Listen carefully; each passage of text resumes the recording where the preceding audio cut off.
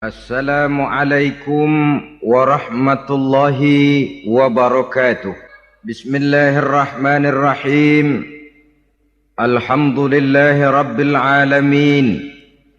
Wassalatu wassalamu ala ashrafil anbiya'i wal mursalin wa ala alihi wa sahbihi ajma'in, amma ba'du. Saudara-saudara kaum muslimin rahimakumullah. Salah satu dari misi Islam ialah mengangkat harkat dan martabat manusia yang sebelumnya dibedakan oleh warna kulit, oleh suku bangsa dan bahasa. Seluruhnya diikat dengan satu akidah, menghilangkan perbedaan akibat warna kulit, suku bangsa dan bahasa. Termasuk dalam upaya itu betapa Islam telah mengangkat harkat dan martabat kaum wanita. Maka pada pertemuan kali ini kita akan membicarakan tentang peranan wanita sepanjang pandangan agama. Sebelum Islam datang, nasib perempuan nyaris hanya berputar di segitiga saja. Dapur, sumur, kasur. Kasur, sumur, dapur. Seolah-olah wanita terpaut dengan tiga itu tadi. Seolah-olah wanita tidak bisa berbuat lebih banyak daripada itu. Bahkan di tengah masyarakat jahiliyah, bayi perempuan mendatangkan aib sehingga mereka lalu dikubur hidup-hidup. Maka datang Islam dengan tegas mencanangkan satu revolusi yang mengangkat harkat dan martabat kaum wanita. Nabi bersabda, "An-nisa'u imadul bilad. Iza saluhat saluhal bilad, wa iza fasadat fasadal bilad." Wanita adalah tiang negara. Jikalau baik wanita, baiklah negara. Jikalau rusak wanita, hancurlah negara. Dalam berbagai ayat Al-Quranul Karim menjelaskan tentang wanita dan peranannya. Al-Quran bercerita tentang Siti Hawa. Al-Quran bercerita tentang anak perempuan Nabi Adam, Iklimah dan Labuda, yang menyebabkan Habil dan Qabil saling berbunuh-bunuhan. Al-Quran menceritakan bagaimana ibunya Nabi Musa mendapat wahyu untuk menghanyutkan anaknya di hilir sungai Nil. Al-Quran bercerita tentang Siti Maryam, ibu daripada Nabi Isa. Al-Quran bercerita tentang dua putri Nabi Yusuf, yang akhirnya salah satunya menjadi istri daripada Nabi Musa. Pun Al-Quran bercerita tentang Ratu Balkis, seorang wanita yang menjadi penguasa di negeri Sabah, yang demikian besar pengaruhnya dan wawasannya. Dan banyak lagi Al-Quran menceritakan keadaan kaum wanita. Sampai-sampai dalam Al-Quran ada satu surah yang dinamakan surah An-Nisa. Ini seluruhnya berarti bahwa Al-Quran telah menempatkan kaum wanita dalam satu posisi yang mulia dan terpuji. Al-Quran memberikan emansipasi, bahwa wanita berhak mengejar kemajuan sebagaimana halnya kaum laki-laki. Tetapi sungguh pun demikian, Al-Quran tetap memberikan batasan-batasan sepanjang emansipasi itu tidak bertentangan dengan kodrat kewanitaan itu sendiri. Kalau persamaan dan kemajuan, kalau emansipasi dan hak asasi sudah tidak sesuai lagi dengan kodrat kewanitaan, pada akhirnya bukan mengangkat harkat dan martabat kaum wanita, justru malah merendahkan derajat dan martabat kaum wanita itu sendiri. Seperti sebagian besar wanita ini, mereka berteriak menuntut tentang persamaan hak, tapi mereka melupa apa batasan daripada persamaan hak itu sendiri. Sesungguhnya Islam dengan segala konsepsinya yang mengangkat martabat kaum wanita itu memberikan keleluasaan kepada kaum wanita untuk maju bersama laki-laki sepanjang tidak menginjak-injak kodrat kewanitaan itu sendiri. Kalau sudah sampai kepada menginjak kodrat kewanitaan, maka akan merendahkan martabat kaum wanita. Sebab apa?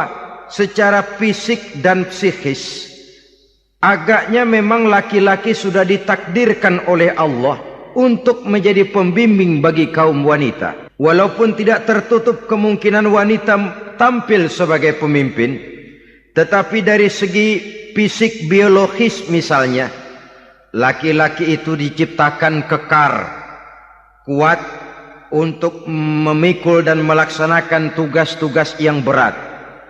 Sedangkan perempuan pada umumnya adalah lembut, ayu, lemot, denok, geboy, dan lain sebagainya. Maka kalau kita baca sejarah, Allah itu belum pernah mengutus rasul perempuan. Semua rasul laki-laki. Sebab apa?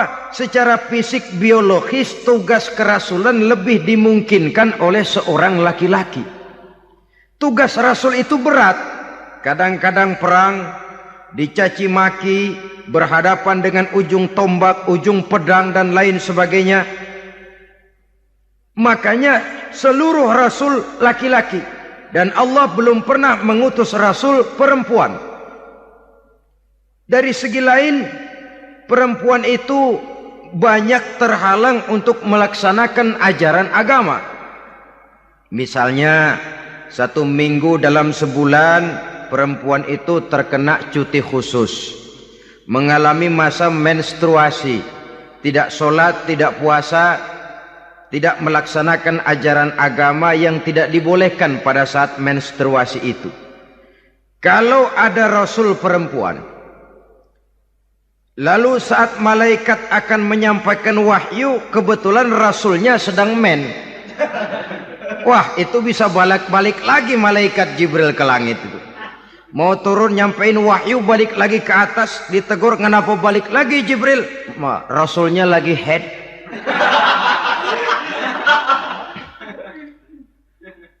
Atau pada saat agama dalam bahaya, agama dalam hinaan, agama dalam ancaman, rasulnya perempuan kebetulan sedang hamil besar. Apa lalu perang ditunda? Pengumuman perang ditunda saja sampai rasul melahirkan. Tentu lebih tidak mungkin lagi. Secara fisik biologis, laki-laki lebih memungkinkan untuk melaksanakan tugas kerasulan ini. Maka seluruh rasul yang diutus Allah adalah laki-laki. Saudara hadirin yang saya muliakan, sungguh pun demikian, Islam itu mengangkat martabat wanita sedemikian tinggi sebagai tiang negara yang menentukan jatuh dan bangunnya negara, yang ikut mewarnai bahkan menjadi warnanya suatu negara. Walaupun peranannya memang tidak begitu kelihatan, tapi sesungguhnya amat sangat menentukan. Oleh karenanya, secara umum, emansipasi yang digariskan oleh Islam, emansipasi yang tidak bertentangan dengan kodrat kewanitaan di berbagai aspek kehidupan. Kalau sekarang emansipasi ini kelihatannya sudah salah pasang, salah kaprah.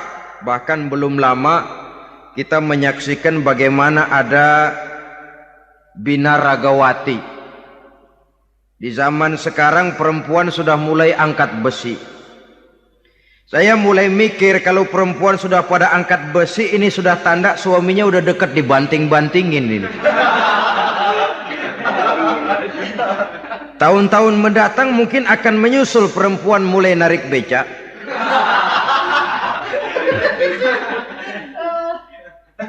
Nampaknya kan sudah tidak lagi mengindahkan kodratnya sebagai wanita.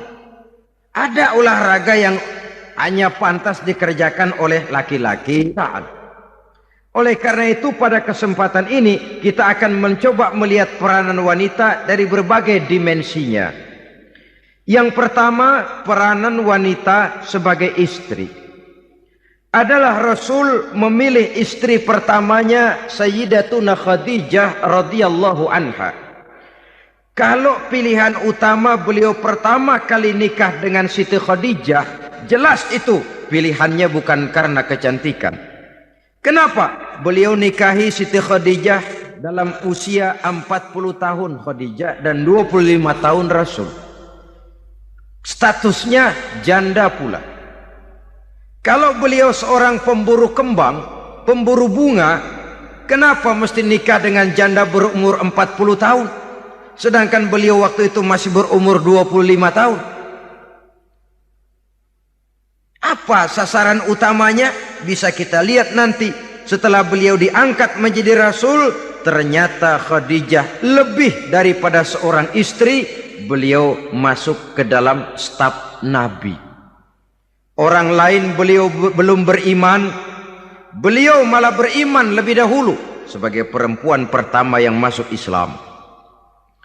Orang lain memusuhi Nabi, beliau malah mengorbankan hartanya untuk membantu perjuangan Nabi.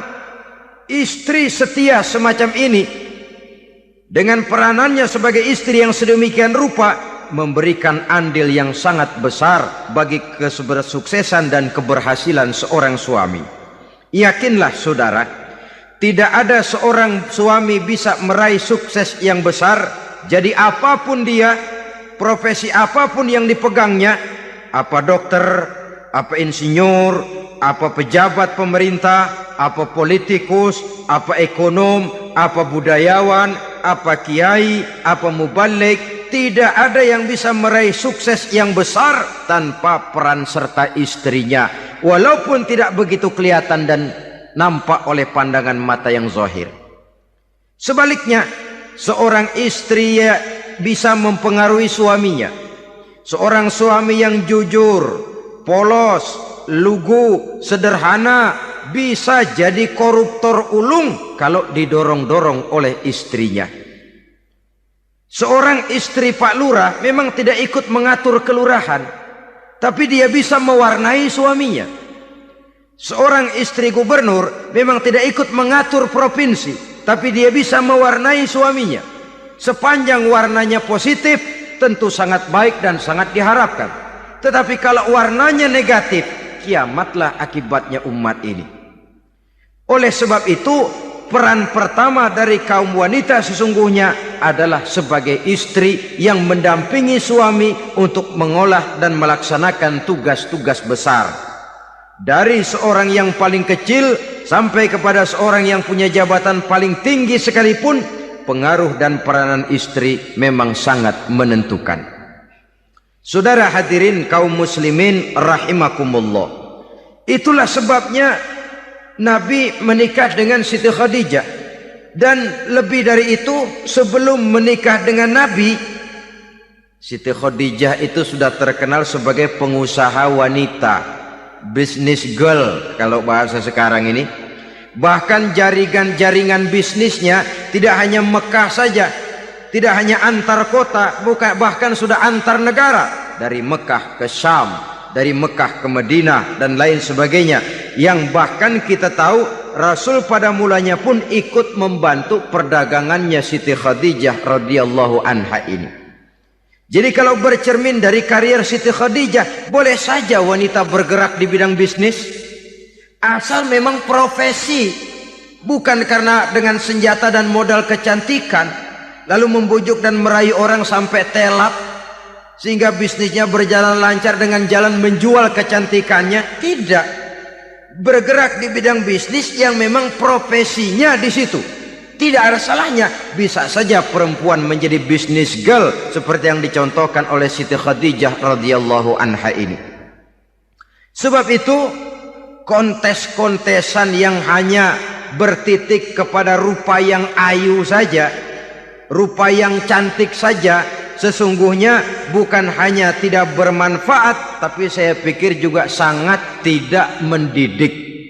Yang mengajar anak-anak remaja putri kita untuk berlomba-lomba hidup dalam kepalsuan. Alis mata palsu, hidung pesek dimancungin palsu, operasi plastik. Alis matanya dikerik, bikin yang palsu. Tai lalat lagi bikin yang palsu. Gincu bibir dimerahin, palsu. Seluruhnya hidup dalam kepalsuan.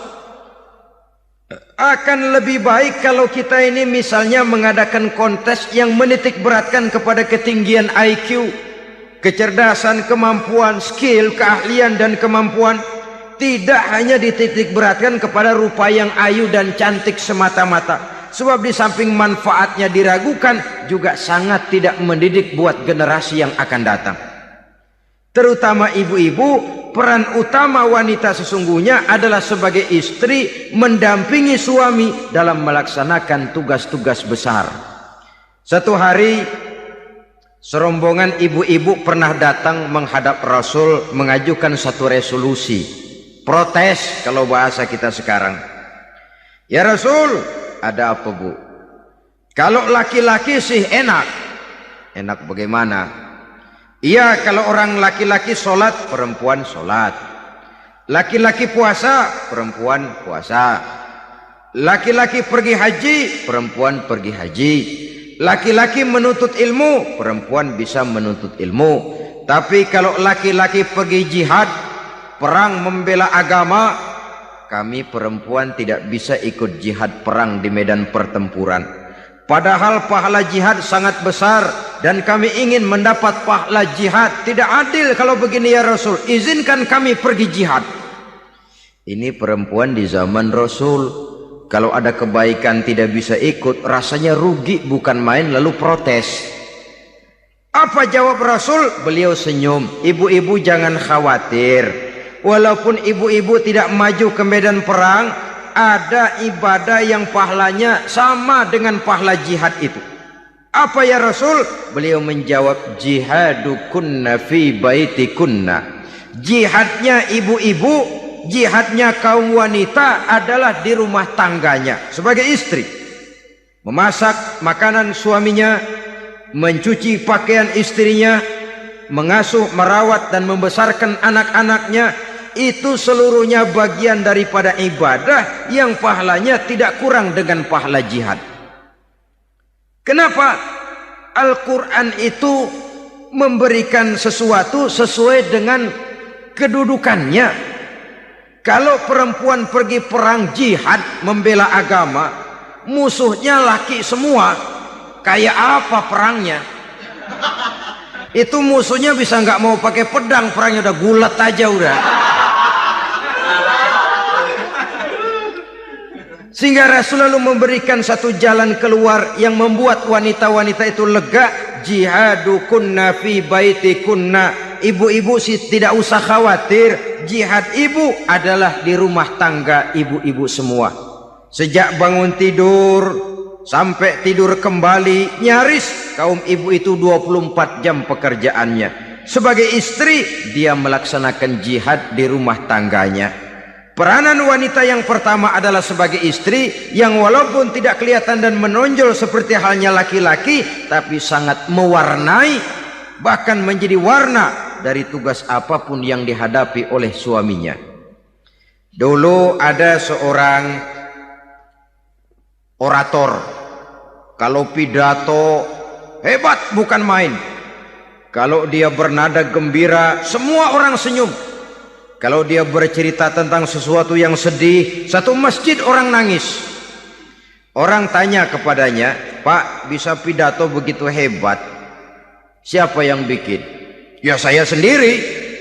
Istrinya dari belakang bilang, tidak, yang bikin pidatonya hebat saya.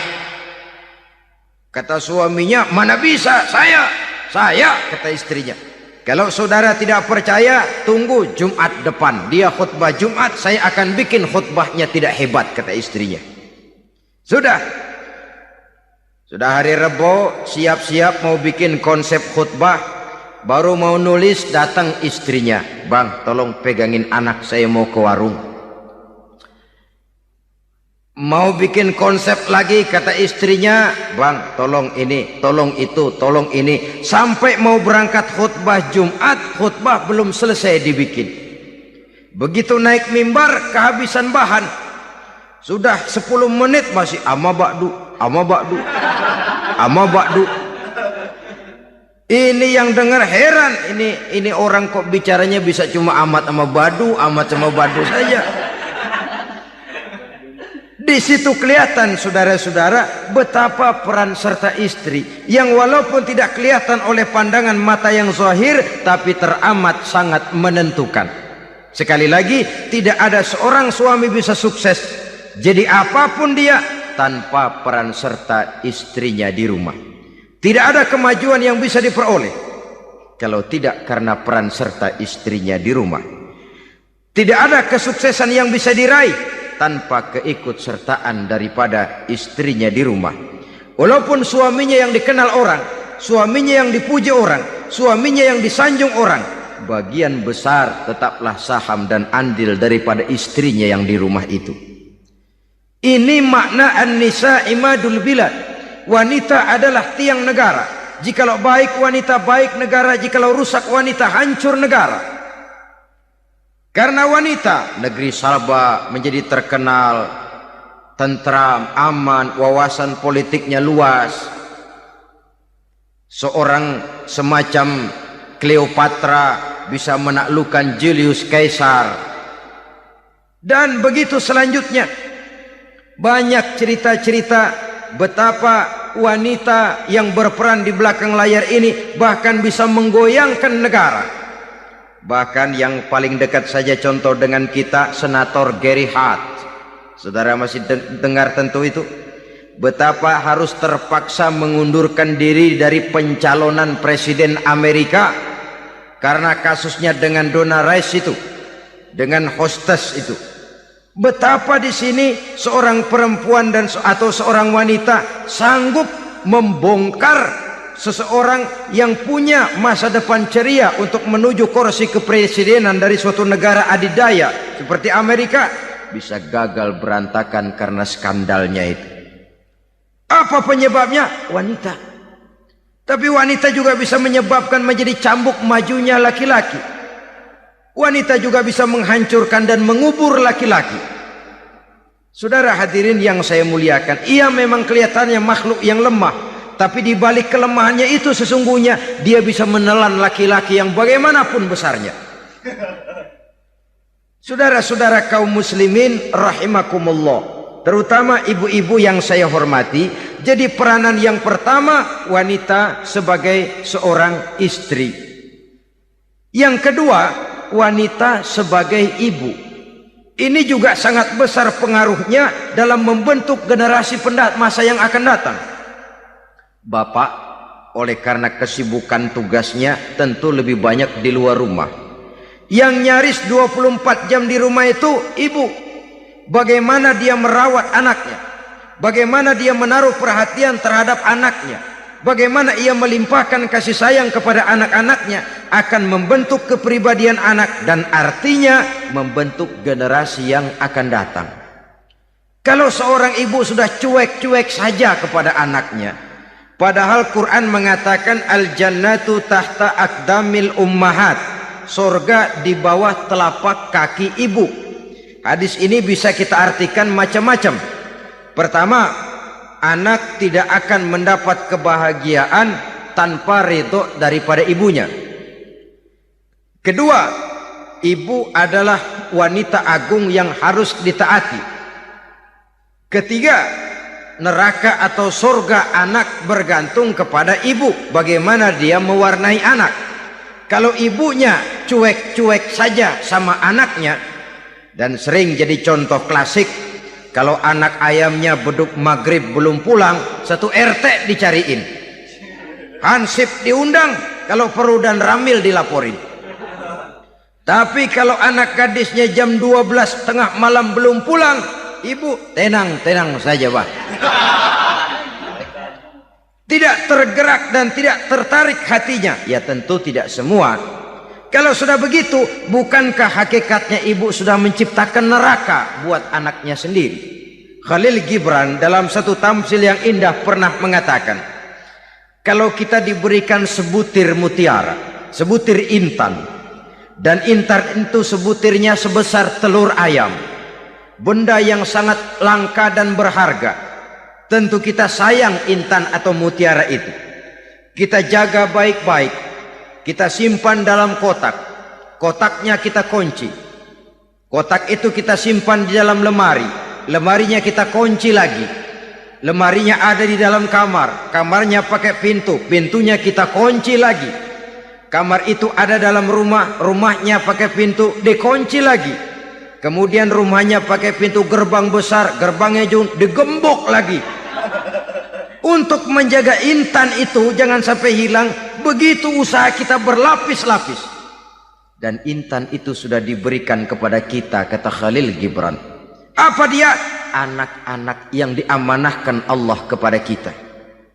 Itu intan-intan mahal, itu mutiara-mutiara pilihan yang dititipkan dan diamanahkan untuk kita jaga sebaik-baiknya. Haruskah dia sia-sia di tangan kita? Haruskah dia merana jatuh di tangan ibu yang tidak punya tanggung jawab? Saudara hadirin yang saya muliakan, oleh karenanya peranan sebagai ibu ini sangat menentukan bagi pembentukan generasi yang akan datang. Salah ibu mengarahkan anak, akan lahir generasi mendatang yang tidak kita harapkan. Sehingga Nabi bersabda, kullu mauludin yuladu 'alal fitrah fa abawaihi yuhawwidanihi aw yunassiranihi aw yumajjisanihi.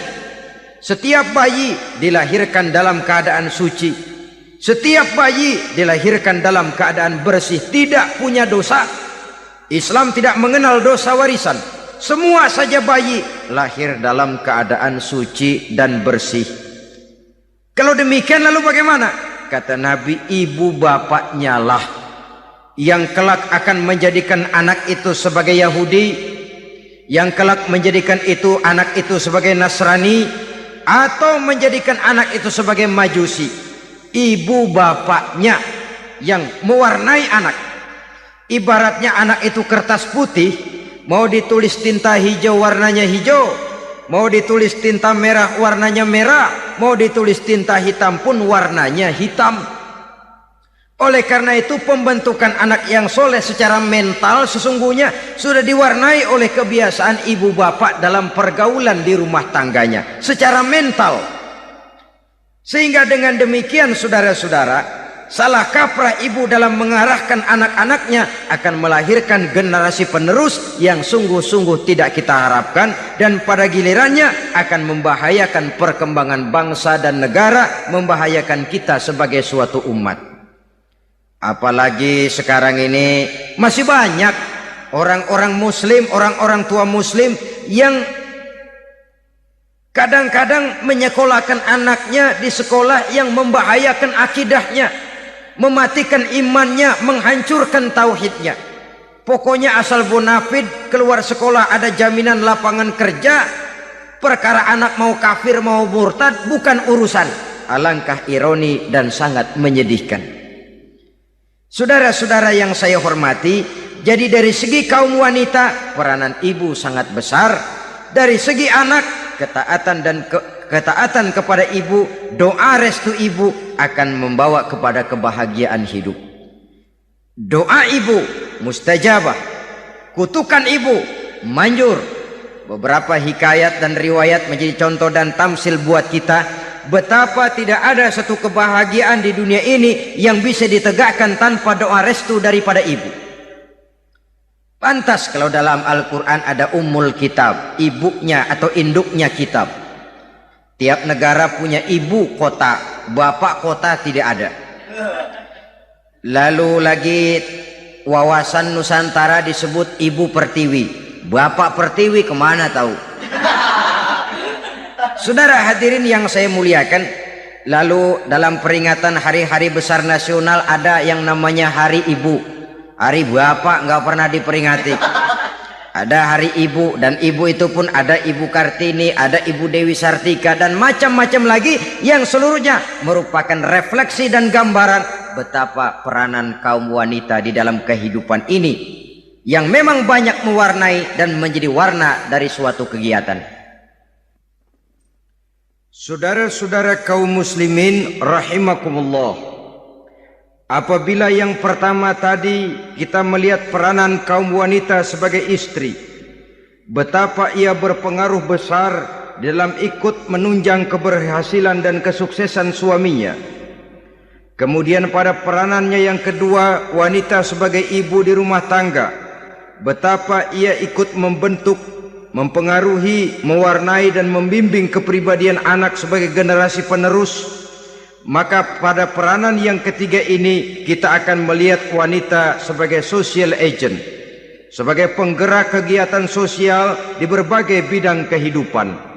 Apakah itu bernama majelis taklim, apakah itu bernama perkumpulan dan yayasan-yayasan kemanusiaan, organisasi-organisasi yang bergerak di bidang pendidikan, bahkan di zaman sekarang bukan hanya menjadi penggerak sosial, bahkan sudah banyak kaum wanita yang menggerakkan satu bangsa.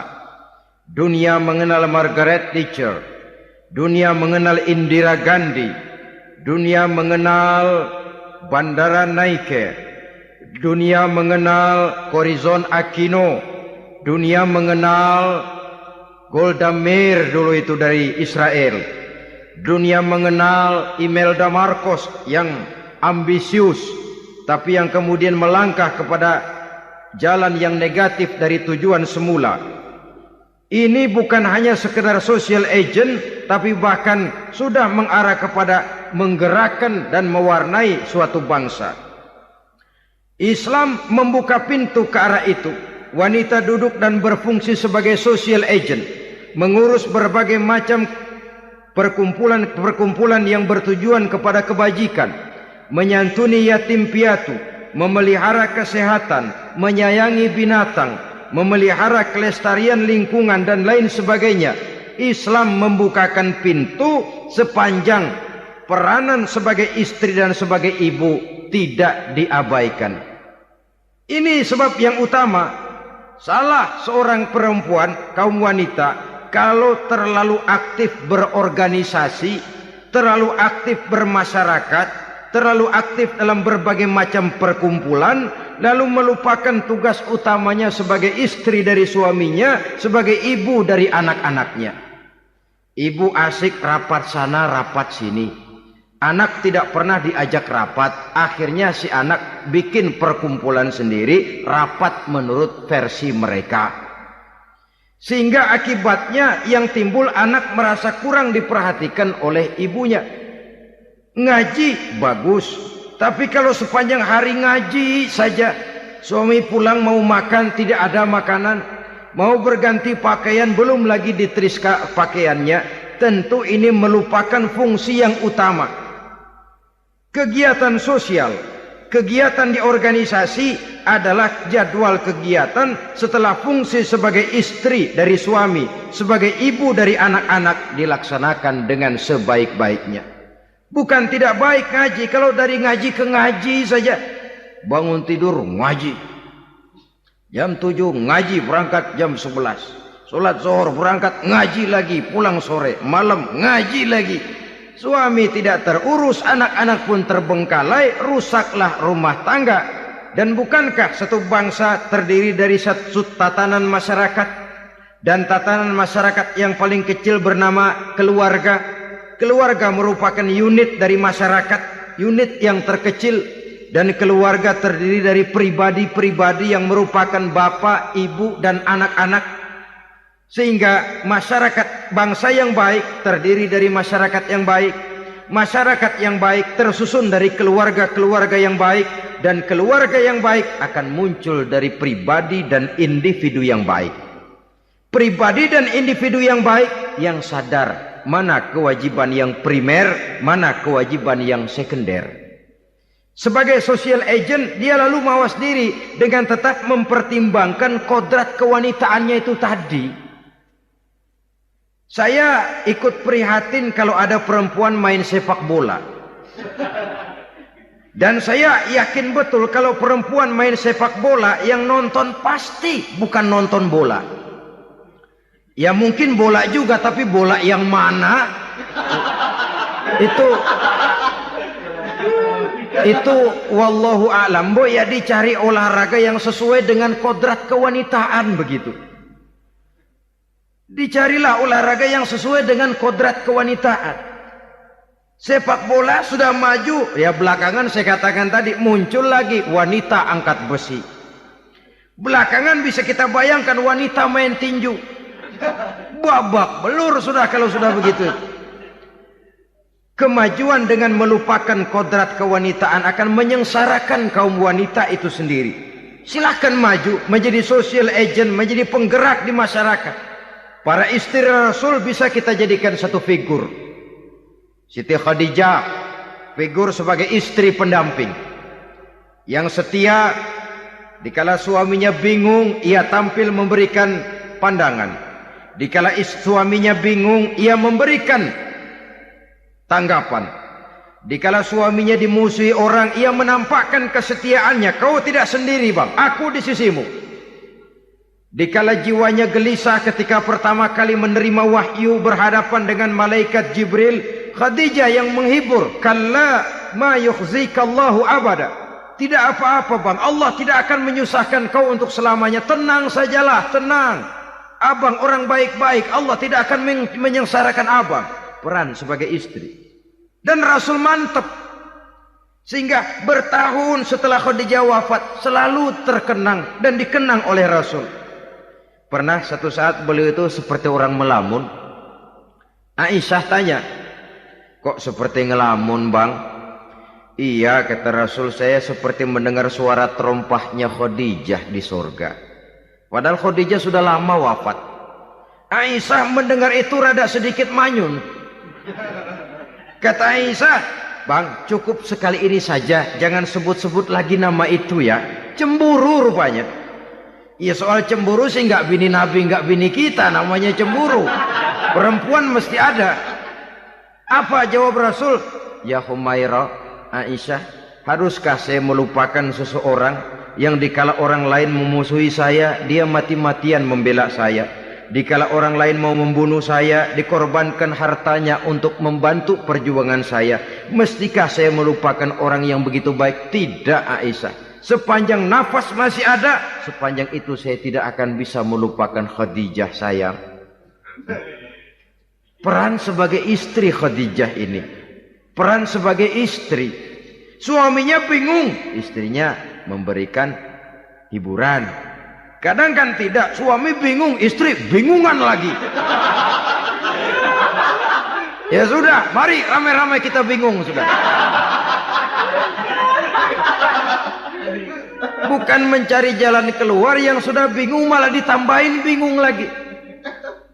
Saudara hadirin yang saya hormati, lalu figur Siti Aisyah, muda, cantik, kreatif, cerdas. Kalau bahasa sekarang barangkali wanita karier ini.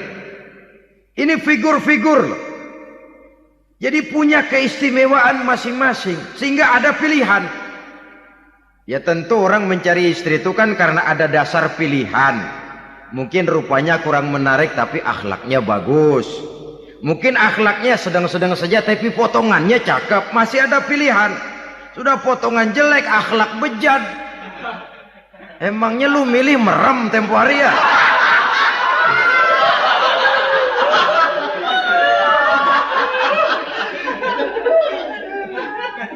Sudah nggak ada pilihan apa-apa.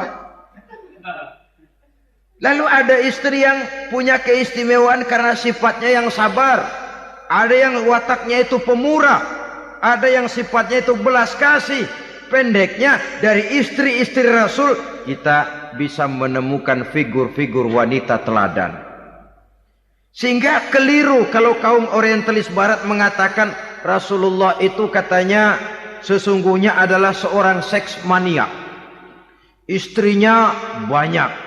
Oh ini memang bajingan ini orientalis ini.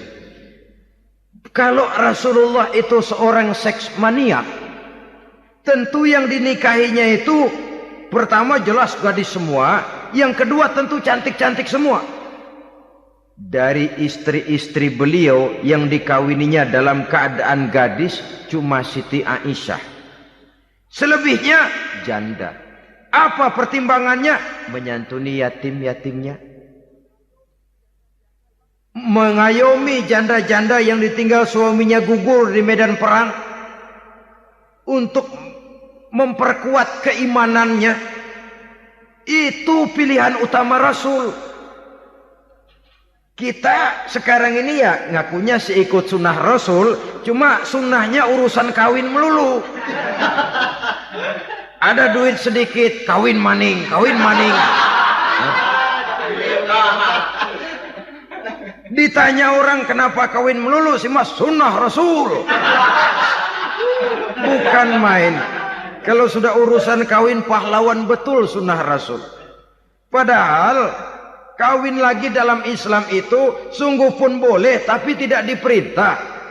Tidak diperintah, memang cuma boleh. Itu kalau dalam pesawat itu cuma semacam emergency exit loh ya. Yang tidak boleh sembarang waktu bisa dibuka. Kalau memang sanggup berlaku adil, tafadhol. Kalau tidak, satu juga nggak habis. Lagian saya kira perempuan itu kan cuma perbedaan rupa saja, perbedaan selera saja. Seperti singkong dengan sate, bedanya kan cuma di tenggorokan. Kalau sudah masuk ke perut, kenyangnya kan sama. Perempuan cuma berbeda dalam selera, rasanya barangkali ya, barangkali.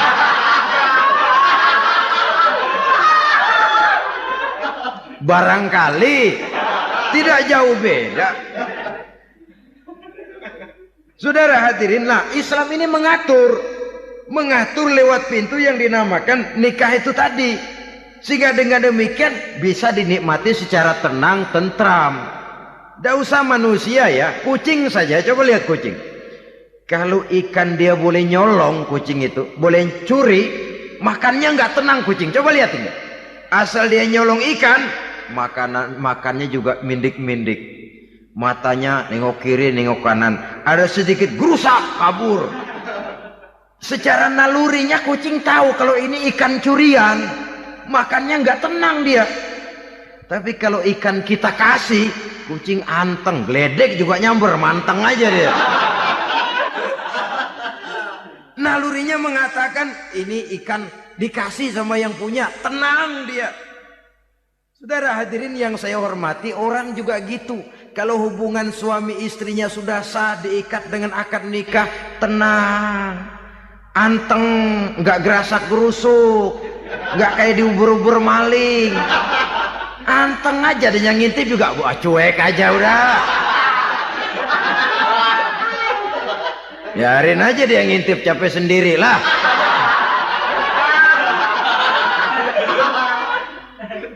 Tapi kalau nyuri-nyuri, coba lihat dah. Mana di kebun banyak nyamuk, ansip mukul tiang listrik, dia yang bingung.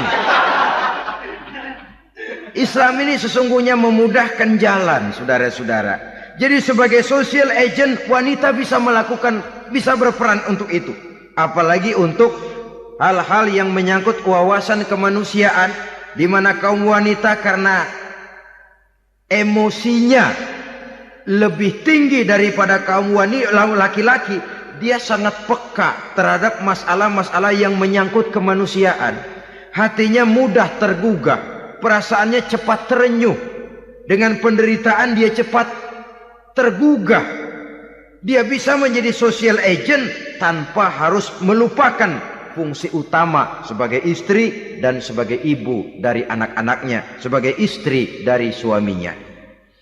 Saudara hadirin yang saya muliakan, dahulu Al-Quran pernah menceritakan betapa istri-istri pembesar di istana mewah di zaman Nabi Yusuf, kalau istilah sekarang nyonya-nyonya jet set, nyonya-nyonya VIP, betapa mereka mau memporak-porandakan keimanan seorang pemuda seperti halnya Nabi Yusuf alaihi salam. Dan Nabi Yusuf kemudian ternyata tidak mau jadi gigolo yang kerjanya hanya menyenangkan wanita-wanita jet set kelas VIP ini tadi. Sesungguhnya ini cuma satu simbol yang kejadiannya bisa saja terjadi pada zaman modern dalam versi dan kondisi yang berbeda.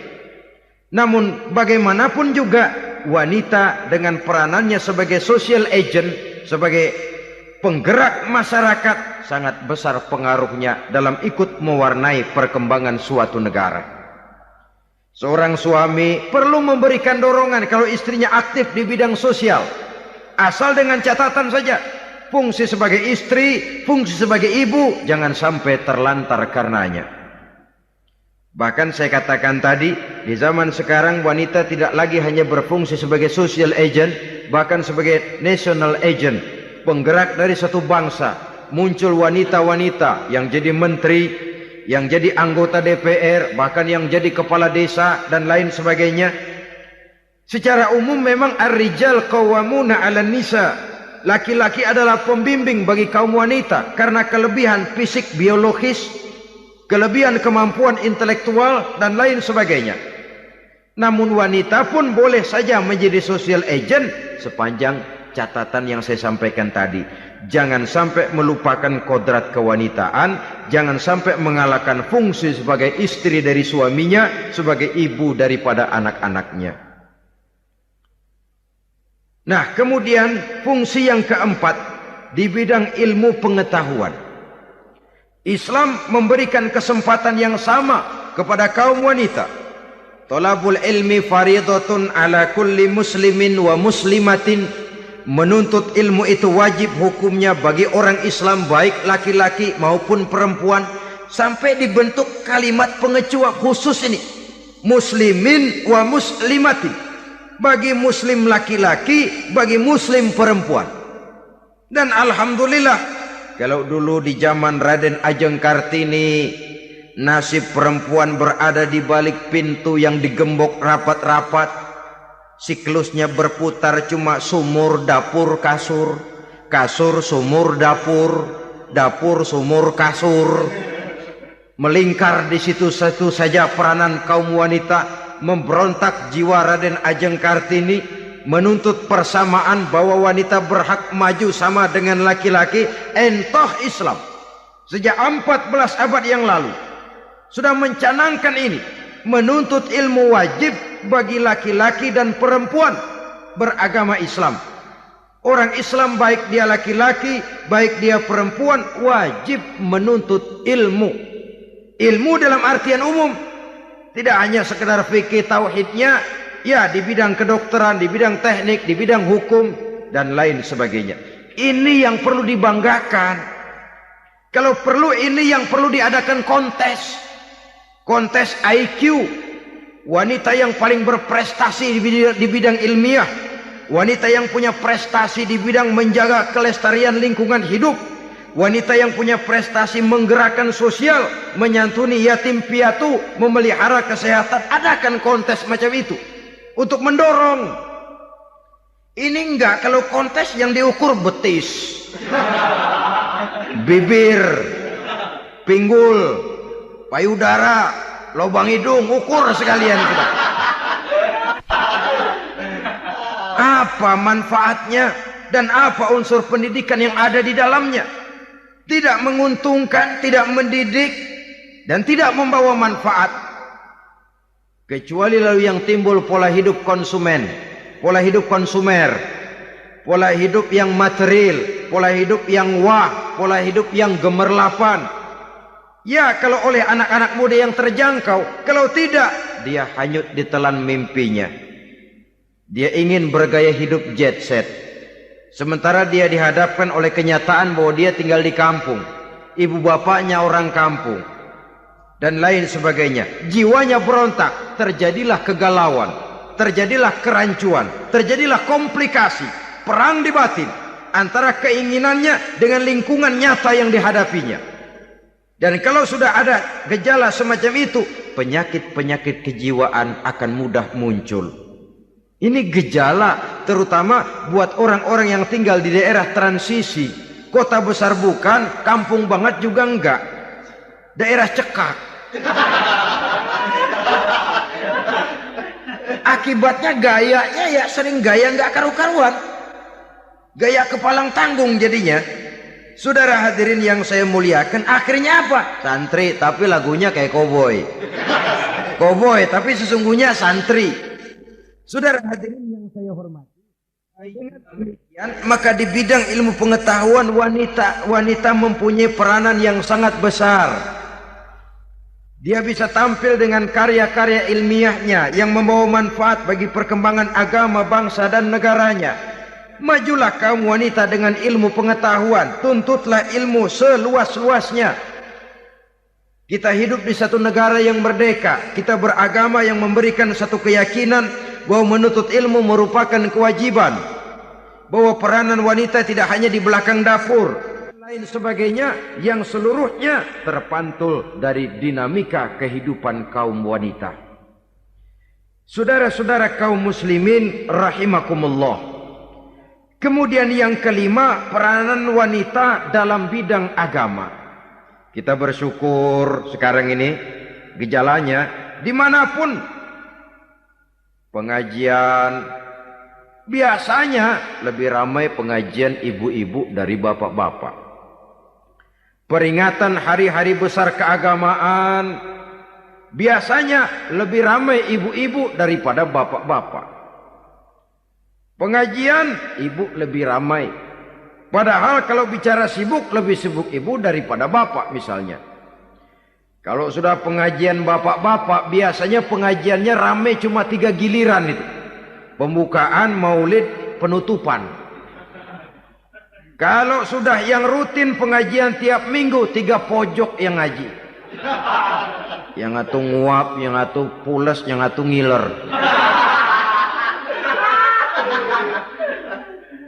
Saudara hadirin yang saya muliakan, ada badan kontak majelis taklim yang merupakan wadah daripada kegiatan ibu-ibu. Ada Ittihadul Muballighat, Persatuan Muballighat. Ada Persatuan Para Asatizah.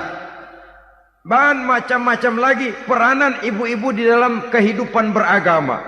Tapi sesungguhnya harus dimulai dari bagaimana si ibu mewariskan jiwa agama kepada anak-anaknya di rumah tangganya. Kalau itu gagal, dia mau melangkah ke masyarakat, dia sudah gagal sejak awal sesungguhnya. Keberhasilannya dia menata masyarakat akan mengakibatkan dia nanti bernasib seperti Nabi Nuh. Berhasil mengajak beberapa orang kafir mengikuti ajarannya, tapi gagal mengislamkan putranya sendiri Kan'an. Bukan tidak berusaha, tapi memang Allah sudah menghendakinya sedemikian untuk menjadi contoh buat kita semua. Yang penting orang tua berusaha dan berikhtiar. Kalau sudah berusaha dan berikhtiar, anak ternyata memang sulit diurus, barangkali memang fotokopinya Kan'an tuh anak. Ya orang tua kalau sudah berusaha, ya tawakallah. Jangan belum berusaha lalu berkata, jangan anak kita, anak Nabi aja ada yang bengal. Ngajar tidak mau, mengajar anak tidak mau, mendidik anak tidak mau, lalu mencontoh Nabi, salah kaprah namanya. Kaum wanita bisa berperan di dalam agama. Ketika Rasul hijrah, itu kan beliau tidak langsung ke Madinah. Dari Mekah itu beliau mengambil jalan arah ke kiri menuju Gua Sur. Ini dalam strategi militer punya makna sendiri. Jenderal yang ulung, ahli strategi militer ini. Di Gua Sur sana beliau tinggal 2 hari 3 malam. Siapa yang membawa makanan ke Gua Sur? Siapa yang menjadi kurir untuk mengintai kegiatan-kegiatan Quraisy setelah Nabi berangkat hijrah?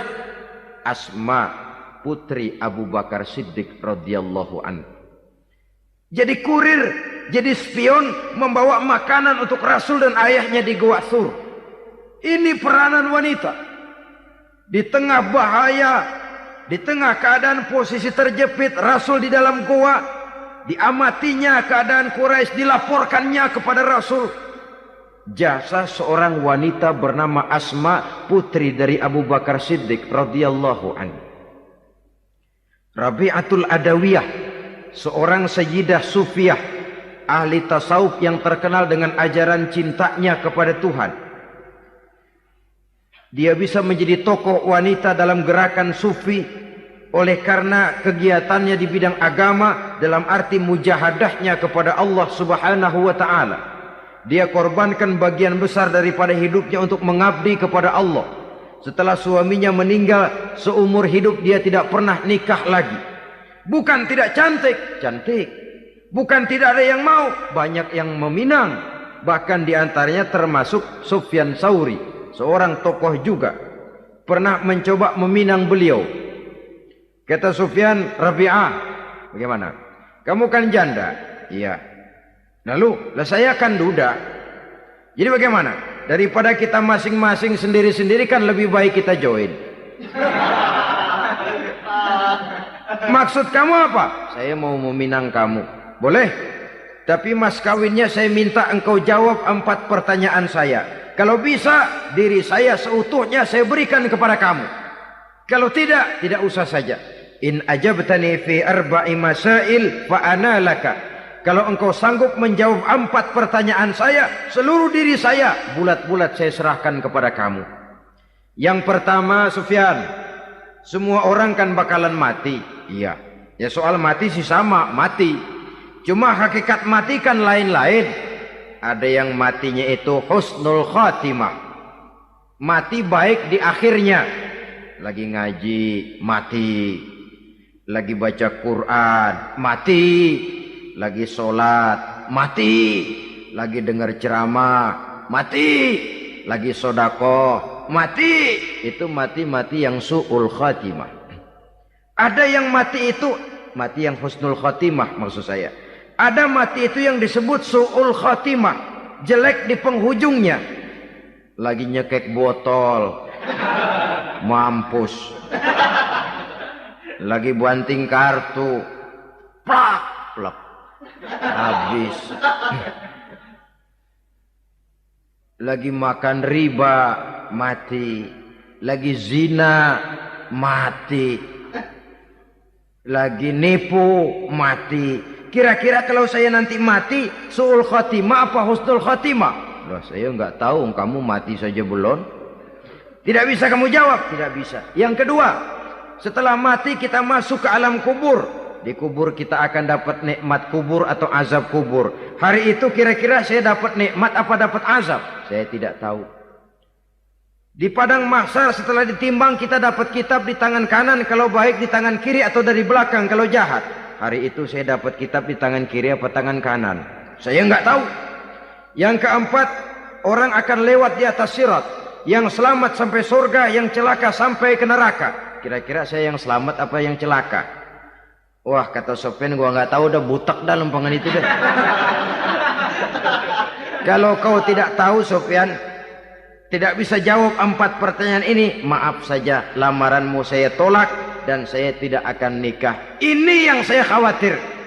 Maka dia terkenal sebagai Sayyidah Sufiyah, tokoh wanita dalam dunia sufi. Dan artinya wanita bisa berperan banyak dalam bidang agama. Sebagai pengasuh majelis taklim, sebagai pengasuh yatim piatu, sebagai gerakan-gerakan keagamaan yang positif dan lain sebagainya. Ini dimungkinkan karena Islam menunjang harkat dan martabat kaum wanita.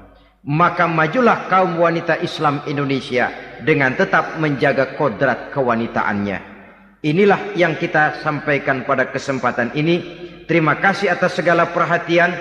Mohon maaf atas segala kekurangan. Wassalamualaikum warahmatullahi wabarakatuh.